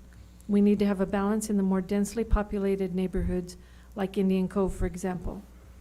Some issues that gives all homeowners who operate permitted vacation rental a bad reputation are the homeowners whose homes are not permitted for use as a vacation rental, or the homeowners who do not monitor or set guest expectations for respecting local noise ordinances, etc. Perhaps there should be a way that residents can publicly find out if an address is permitted vacation home rental and filing complaints regarding unpermitted rentals or rentals that continuously have issues with guests. Thank you for your time and consideration of my concerns. Anthony Van Coovering. Dear City Council, I'm writing as a 5-year resident of 29 Palms and the owner of 2 fully licensed vacation home rental properties. For 3 other properties, I purchased, renovated, and rented them as vacation home rentals for over a year and then sold them. As a resident, I'm sensitive to the quality of life issues that other commenters have brought forward. As an owner and operator of vacation home rentals, I am doubly concerned with quality of life issues because my business depends on satisfied customers. Furthermore, I think my experience has given me a keen sense of how the growth of vacation home rentals has affected life here in 29 Palms. Many of the commenters who are against vacation home rentals are concerned at what might happen, but I can tell you what has happened based on public and private feedback over 1,000 nights rented to guests from all over the world. I will leave aside important points that have been made already by others, such as tax revenue for the city, and concentrate on issues that I can add something to or which haven't been mentioned in the comments that I have read. Here is what I know as facts. My guests eat at the local restaurants and shop at the local stores. When I mention this to store owners, they provide me with business cards to hand out to my guests. Guests love it, store owners love it. Not only do the guests contribute to the economy, the local businesses welcome them. The VHRs in town are clean and tidy inside and out and are a positive contribution to the general tone of a neighborhood. Homes that are converted to VH properties are all safe, clean, insured, and reviewed publicly by guests with a critical eye. None of these things are by any means universally true of other homes in 29 Palms. The ability to make money from their permitted inspected residents has been a lifeline for some during the pandemic, including myself. Not only do vacation home rentals help local businesses, they help local residences. 3 of my guests have relocated to 29 Palms after a stay at vacation rentals. In one case, after staying at several other vacation rentals in the area. Spending time a neighborhood, getting a sense of the rhythm of life, shopping locally. These are all things that prospective residents are very grateful for as they consider a move, and vacation rentals are a transition point. 2 of the 3 have purchased homes here, the other is renting. 29 Palms spends valuable money promoting itself through public relation efforts and other means, but doesn't count the value of word-of-mouth promotion by visitors when they get back home. Marketing professionals will tell you word of mouth from a trusted source is the most valued. Keeps going and going. Do you want me to keep going? No, that's good. We got the idea. Okay. In closing. Yeah, maybe we should put a limit on, we'd start timing. In closing, that the concerns about vacation rentals in 29 Palms comes not from actual experience, but from fear of the unknown, and I'm grateful for the opportunity to share with you my actual experience. Okay. Chris Mays, very short. Oh, good. Clearly, short-term rentals are contributing a growing amount of revenue for the city through TOT. I think it's relevant for us to know how much the hotel motel businesses contribute and how that has grown or been reduced in the same years from 2016 to 2020 or 2020. Dr. Catherine Svella. I'm writing to express my concern about the burgeoning number of short-term rentals in 29 Palms. Absentee owners in particular who buy up local homes as investments do not have a commitment to the health of our community or local economy. They drive up property values and hurt local residents who need rental housing or want to buy a home and be a contributing member of the community. And sad to say, but some of the folks who rent vacation homes here do not behave in a respectful fashion toward the neighborhood or the desert. It's probably old-fashioned of me to use the term carpetbagger, but that's what comes to mind. Please employ all legal means at your disposal to limit short-term vacation rentals in our city, especially those purchased by people who do not live in 29 Palms or the Morongo Basin. Thank you so much for your consideration. Ashton Ramsey. I moved to 29 and started Ramsey 29 Palms. 100% for vacation rentals in 29 Palms. We need to support tourism to build local business. If we shut down vacation rentals, we could really hurt 29 Palms' growth. We could really help 29 Palms become the poor sister city to the rest of the high desert. Tourism adds to the restaurants and the events and the spirit of 29. With vacation moves, we are attacking new homeowners who are moving to the city. I have many friends who bought to rent and now move to the city from all over the country. My friends are starting bars, coffee shops, and are investing in the city and attracting more people who have at-home business. Please do not slow down tourism. Once we are oversaturated with vacation home rentals, these owners will rent long-term. move into the homes and sell, so we can't be afraid of having people invest and improve the housing stock for the future of the city and help build a name and demand for 29 Palms. Thank you all for caring and fighting for the future of 29 Palms. Live in Harmony. This one's a little lengthy as well. Just, I guess do like The first. beginning and then the end. Okay. As a hotel owner and real estate agent, I highly recommend vacation home rentals in the city of 29 Palms. This market of lodging supports 29 Palms as a tourist destination in Joshua Tree region. More specifically, it highlights the north entrance of the park in 29 Palms. And then going on, we will lose out as a city if we do away with vacation home rentals. As our neighboring cities such as Joshua Tree, Yucca Valley, Pioneer Town, and Landers, and unincorporated areas such as Wonder Valley and Desert Heights are very invested in the vacation home rental business. Our numbers are still very small compared to these areas. These towns have also developed their tourism economically by bringing in more rentals such as new restaurants, craft beer business, coffee shops, and wine shops, etc. I hope that my points will be considered in your decision making. This is Ash Maharaj. I didn't know that's who that was. That's the same thing. Barboni, we have recently bought property in 29 Palms and hope to occasionally rent out as a vacation rental. We love the community, the ambiance, and just the day-to-day relationships that we are developing. When we are there, we spend a great deal of money fixing up our property. We utilize the restaurants fully and do all our marketing in 29 Palms. We want to be part of this community. We want to volunteer and give back to the people that make this town such an incredible place to visit and live. We are both in the medical field and hope to volunteer to the advantage of the community. We are not just taking, we want to contribute. I hope that you will continue to look favorably on vacation rental owners, because I'm sure that there are more owners like us that want to contribute to this wonderful community. Our goal is to share our home with visitors who hopefully will feel the same way about 29 Palms, thus returning frequently and spending a great deal of money and enhancing the tax revenue. We truly appreciate this community. Barb Cooney. And then Brittany Rottweiler. Hi, I wanted to write in, as I know tonight you're discussing short-term rentals here in 29. I bought a house here in 29 initially to rent, and instead I ended up moving in. I would have never moved here if renting was illegal. If renting was illegal, I wouldn't have purchased the house. I have now bought a second home to rent out. I 100% support the short-term rental business, as it brings too many tourists, money, and business into the town. Without it, outside people will not invest into the community.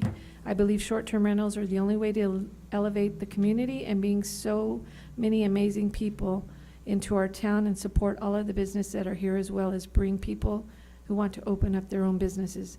I hope there is an agreement that allows short-term rentals to continue, and know it will bring so much growth and prosperity to this amazing city. And I think that's it. Okay.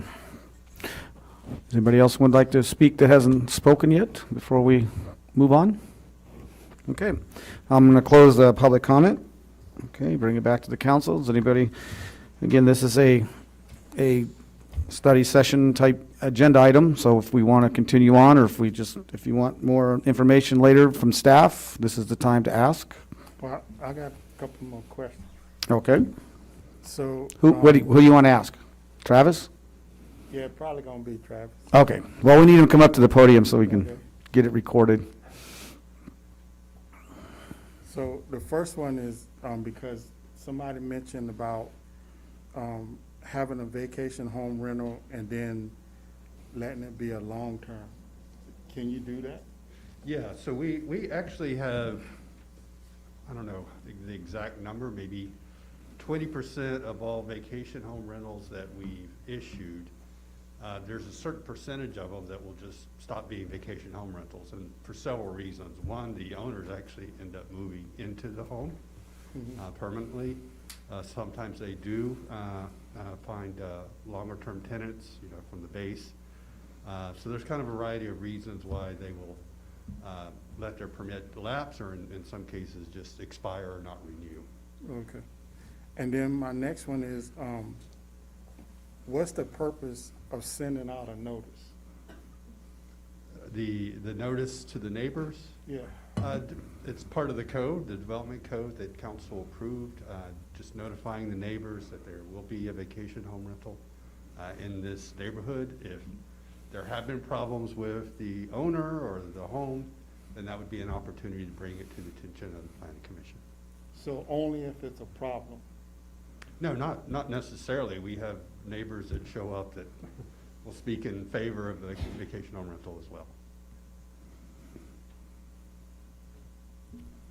It's kind of like almost most of the planning cases that we approve. We always do a 300-foot notification of the property owners around. So if I like picked a home, right, and said I wanted to be a vacation home rental, and then you sent out the notice to the 300 radius, and all the neighbors came back and said, no, we don't want that to be a vacation home rental, how does that affect me? How does it affect you personally? Like my vacation home. Oh, again, we follow the code, and if they're meeting all the requirements of the code, then our recommendation is to approve. Obviously, the planning commission has the ability to deny, but it should be on solid grounds for denial, such as there's a history with the owner, maybe there's a history with the property, or maybe the property is not quite up to code. For some reason, there should be a good reason to deny the vacation home rental permit. See, then, to me, then that is no purpose to send out a notice.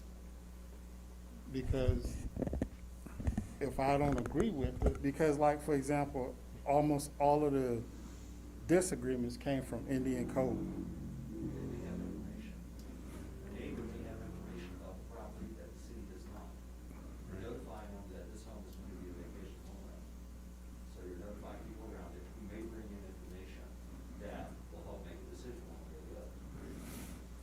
Okay, when we, wait, Jim, when you make your comment, you need to do it at the podium, and you'll have to do it as a planning commissioner.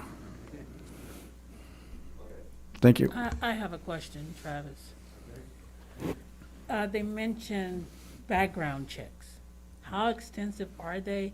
And is it just that person who's renting the home? We or- do not do background checks. What we Okay, so- do is we will check with the sheriff's department to see if there have been any complaints or cases on the property. Okay, so when you, on the property, Right. okay, so then it's the Airbnb that does the background check? No, there's no background check on the renter, if that's your question. So I guess then, to follow up with Mac, if this, as a city, if we got complaints continuously on a certain house, say from the neighborhood at like the one right at Cindy Road, that she said, or the one I read was constantly getting complaints, or they could hear loud music. So if they came in and they filed complaints, then we would investigate that, right? We Yes. would follow up on the complaints to find out if what the complainant is saying is true. Yes, absolutely. We would send code enforcement out to investigate and talk to the neighbors about what had happened. Usually it's a citation on the first instance, and then after that, there's several recourses. We can revoke the permit, we can fail to renew the permit if it continues to be the problem. So far, we've only had one official complaint that's made it to code enforcement in the 5 or 6 years that we've had the ordinance. Not saying that there hasn't been more, unofficially, but officially, we've got one. And then there's always a letter that goes out right away. If it's something pretty egregious, we can revoke the permit right away. Right. Okay. Any more questions for Travis? Because I'd like to bring the captain in one more time, because he's out there, and I know he's a great public speaker, much better than me.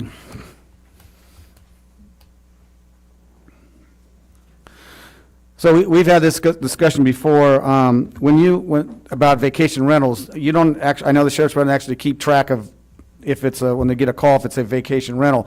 But if there is a, I guess my comment is to you, if there is a house continuously being investigated for something, you would tell code enforcement that, hey, this house is really a problem.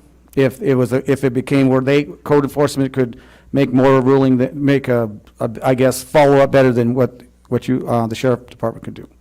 Absolutely. If we have any verified record to an address, the staff and I communicate regularly during the application progress.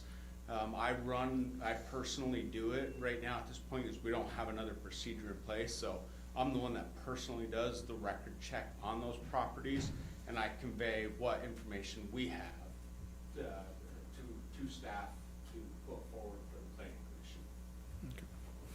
commission. Okay. Any questions for the captain, our police chief? Come out to the podium and just ask him real quick. Just make it a quick question. Thank you, Mayor. Captain, do you believe in this human trafficking and you think it's happening at the vacation rentals? I've got to answer that question carefully. Human trafficking is real, and it exists in all types of places.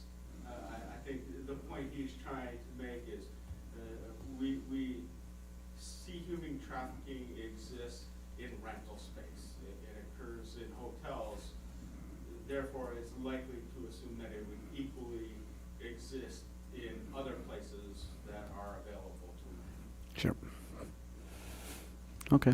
Any other questions for the captain? Mac? No. Oh, okay. Looked like you were heading for the microphone. Okay. Thank you, Captain. Okay. Anybody else from the public before we close the public comment? Okay. I'm going to close the public comment on this, bring it back to council. Any comments or? Yeah, so my thing is still on the notice, because if I'm sending out a notice, why? If it is just gonna be ignored, that's like taking it back from the public. Well, I'm not sure if it's ignored, but. Yeah, so if I may, I mean, the planning commission wouldn't ignore it. Now, I think the comment is, nothing has ever been denied, true, but there hasn't been any valid reason, because they have to have a valid reason. Why? Well, because that is part of their, part of the process. You know, it's a, So then there's no need for a notice. well, but if there's a valid reason, you know, so you have a code, right? So we have a code, and if you and Travis maybe have to help me here, there's X, Y, Z that you have to do within the code. So like, for example, in Indian Code, if I lived in Indian Code and I'm on a street with 10 houses and 5 of those houses are already vacation home rentals, and then a 6th house is gonna be a vacation home rental. So you send out a notice and I say, I don't want another one. Yeah, but the code doesn't prescribe, and that's where the council, that the policymakers would have to prescribe a reason, say a limitation, so then the planning commission can deny it based on a limitation. So- Right now, there is nothing in there to deny it. So you could have, by the current code, in theory, every one of those houses is a vacation home rental. Right. But that's a policy related decision. Right, so obviously, if you want us to review the ordinance, that would be on a future agenda item. You would say you want to review the ordinance, and then we'd suggest, during that meeting, send it back to the planning commission to suggest to them, and then when it come back, if they say nothing, then we can change it, because we can make the changes to the ordinances. Yeah, so like, my point is because, like, for example, if we try to put something on the ballot, or when we do the T-bid, we gotta get that certain percentage to oppose it, right? Mm-hmm. And if we get that certain percentage to oppose it, then we don't do it. Mm-hmm. We just never got that certain percentage. That's the people speaking. Well, So right, yeah, It no. should be the same thing. If I'm sending out a notice and a certain percentage oppose it, then it should be denied. Well, we'd have to discuss the ordinance. That's would be the next step. In other words, if you want to bring back the ordinance, this is the time we do that, and we would the staff would bring back the ordinance, and then we would discuss that. And then if we want to change the ordinance, we send it back to the planning commission, they make the changes, and then bring it back to us to approve it. If we don't like the changes, then we can make our own changes. Well, I think that's what the next step is to bring back the ordinance. Okay. Because that's a unnecessary step right now. Or we can't go into detail, but so in other words, you want to bring back the ordinance itself so we can discuss what it means, what it takes to get a VHR approved. No, I want to. Well, you'd have to do the whole thing. Meaning to this notice. Right, but that's where we would discuss it. Correct me if I'm wrong, staff, that's where we would discuss the ordinance itself, and if we wanted to make changes to the ordinance, that's within the ordinance. Okay. So, Mr. Mayor, if I may, though, I mean, there is an ability, for the planning commission to deny if there is a reason for it.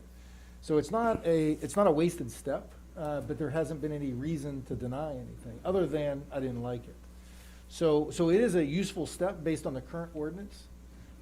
It's not a wasted step, and now if council wants to change the rules within it, then it gives the planning commission tools to further review to potentially deny. Yeah, that's what I want to do.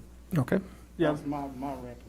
But that notice is not just to say why you don't want one. It's also notice for, like, I have kids. When I got my notice from my neighborhood, it let me know that that house is no longer occupied by my friendly neighbors.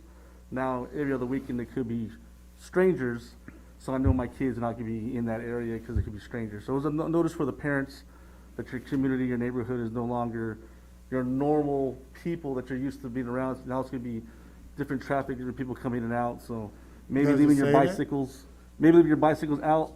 Normally, when your old neighbors live next door, no longer is something you can do. So it's not just a notice to stop a rental, just notice that something new in your neighborhood is going to be coming up. So I was very happy to get that notice that my neighbors are no longer there, and and we do live acres apart. So it was nice to know there was more music going on, more conversation. I knew it wasn't just some crazy people.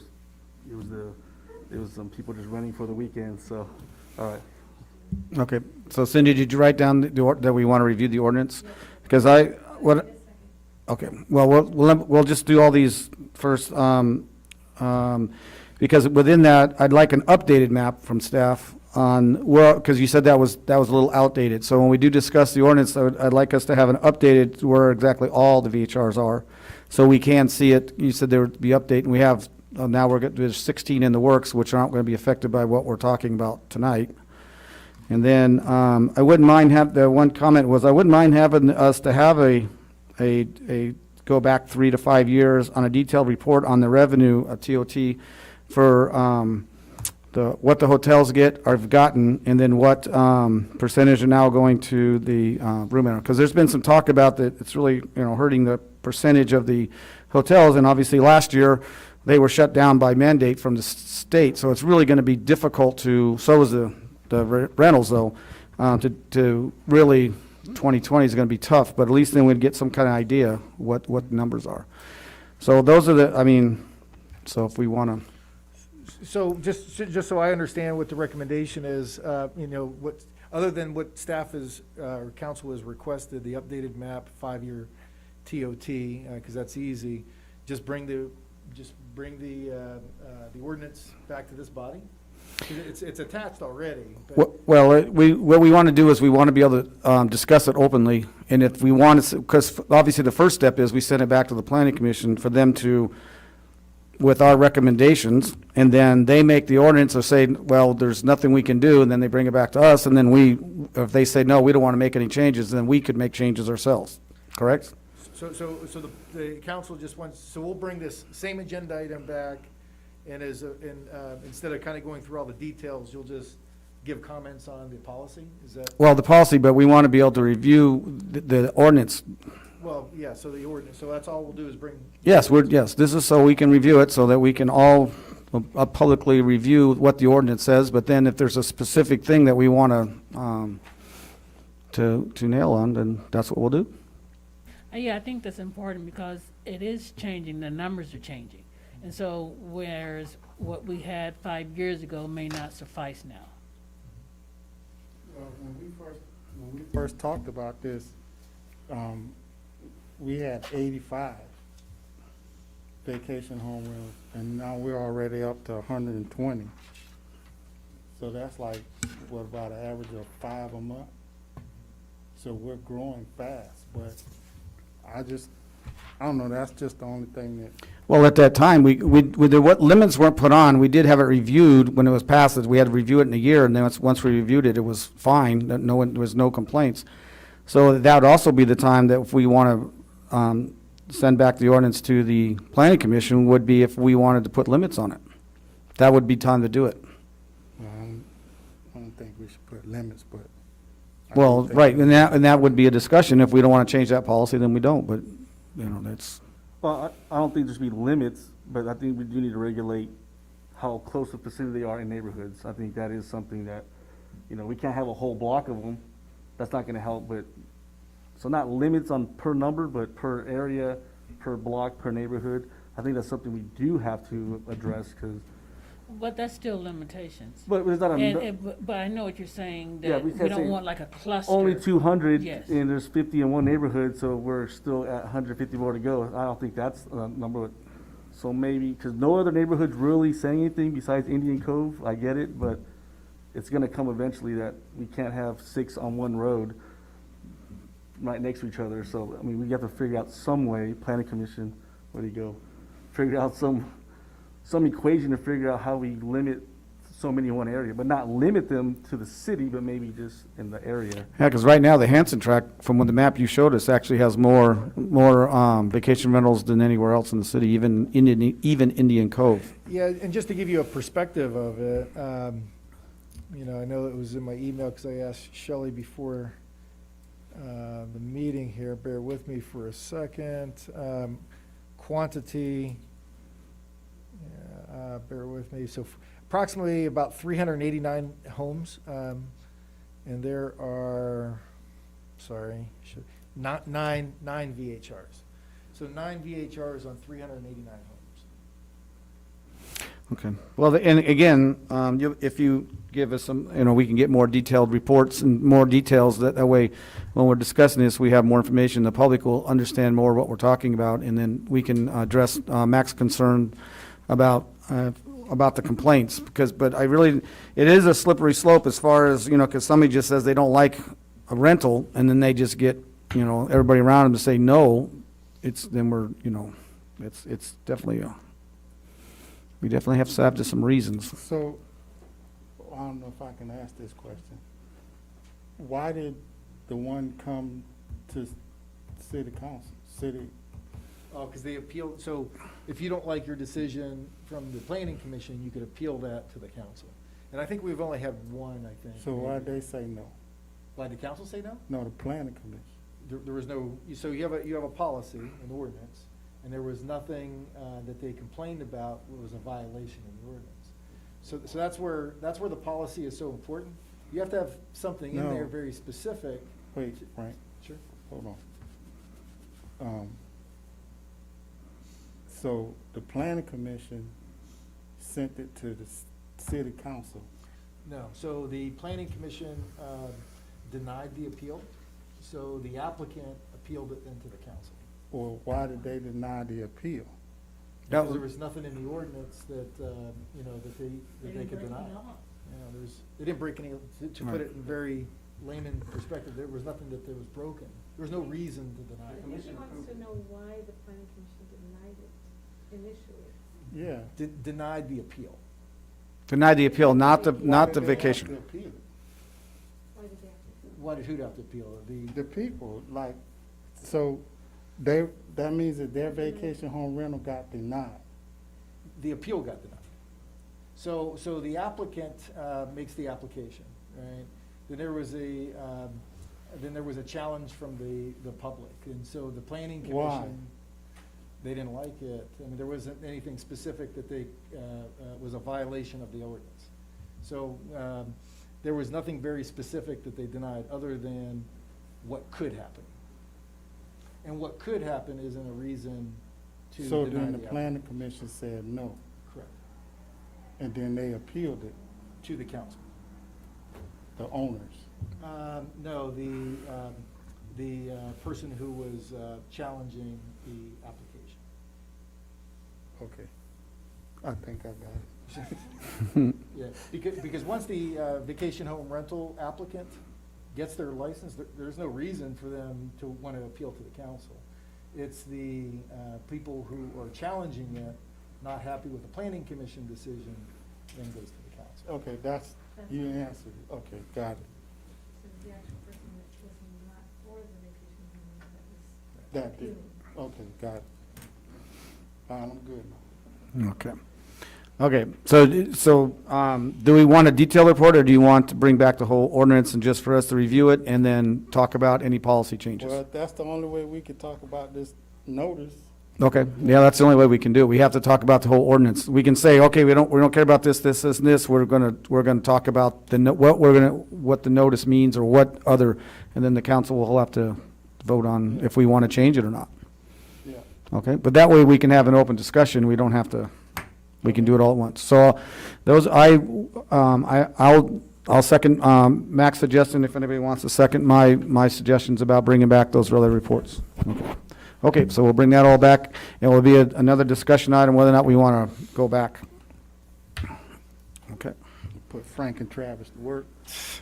Yeah, well, it doesn't have to be done tomorrow, but obviously. Well, I mean, this will be an easy one to bring back, because really we're just looking for, Yeah, because we can. council Right. recommendation, the change that ultimately will then go back to the planning commission to write, if that's the Yeah, process. because I'm hearing that we're not talking about limitations in the citywide, we're just talking about, we want to talk about possibly in neighborhoods, is all we're talking, but we can discuss that at the meeting, but that, from what I'm hearing discussed, so.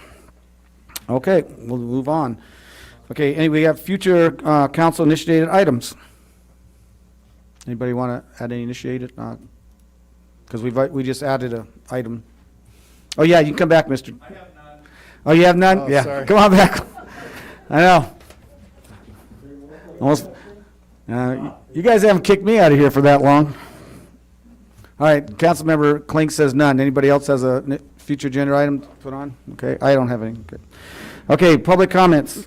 This is the time for the public to address the city council on issues within the jurisdiction of the city council that is not on this agenda. All comments are to be directed to the city council and shall not consist of any personal attacks. Members of the public are expected to maintain a professional, courteous, and decorum during their comments. This is a time limitation of 3 minutes per person. If you are not already done so, please fill out a name and address slip and give it to the city clerk. City council is prohibited by state law from taking action or discussing items not included in the printed agenda. Public comments on the specific agenda items will be deferred until consideration of the item on the agenda.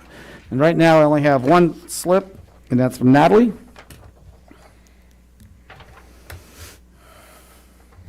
you, Mayor, Mayor Pro Tem, and members of the council. My name is Natalie Zook. For the record, I live at 72697 Sullivan.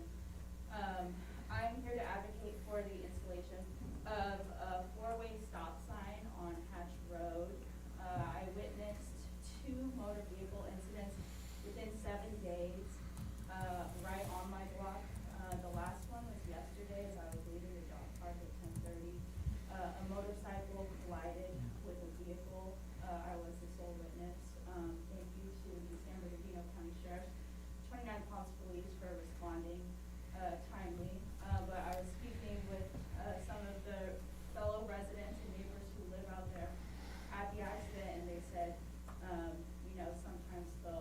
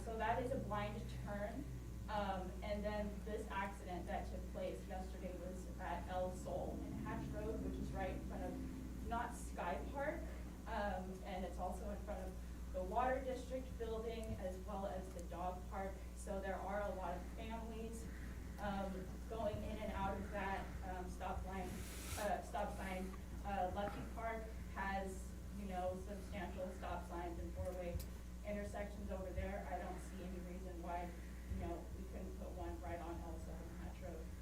That's all I have to say, thank you. Thank you. Staff could, you can look, I have the engineer look into accident reports and talk. Thank you for bringing that to our attention, because that is right next to our, one of our major parks, El Sol. Okay, anybody else from the public that didn't fill out a slip but would like to make a comment? Okay, seeing none. Okay, city manager update? Yeah, just I'll be brief. So we're in the midst, staff is in the midst of our 2-year budget, so we'll be bringing that back to the council. Probably, we'll be beginning that probably in the April process for more public hearings through the month of June. So we're in the process as we speak. The end of March is discussed last meeting. The building contractors of Project Phoenix will be mobilized at the end of this month of March. And again, we're 12 months away from the opening of our community services building. I know, talking to Mrs. Menetry, you know, and the timing of it was not planned, but it kind of works out well. That's in time for our basketball tournament next year. So that may be the first major event that we have in Project Phoenix next March. The illegal grows, you know, I was talking to the captain about it. I know he was a guest on the Up Close show. And I think that's one of those conversations that kind of percolating within our community. The Sheriff's Department is on this. I mean, they are doing a great job. Just by way of statistics, I mean, there has been 31 eradicated illegal grows in the city of 29 Palms since August. Wow. So they're doing a great job, and I just want to you know, let the public know the Sheriff's Department is on it. Ribbon cutting, we have a ribbon cutting this week at was it White Vinyl Records, I think, in one of our new businesses in our downtown within the Project Phoenix area. So they're operating already, and a formal ribbon cutting is this Thursday. Then as far as development goes, I know we've been talking about O'Reilly for a while. They've been going through the process, and they're hopefully about one month away. They're going through their application encroachment permit process with Caltrans. So hopefully about a month away from starting that construction. So that concludes my comments. Okay, any questions for the city manager? Oh, sure. What time period was that? August. Okay, and no questions for staff? Okay, and we'll adjourn this meeting.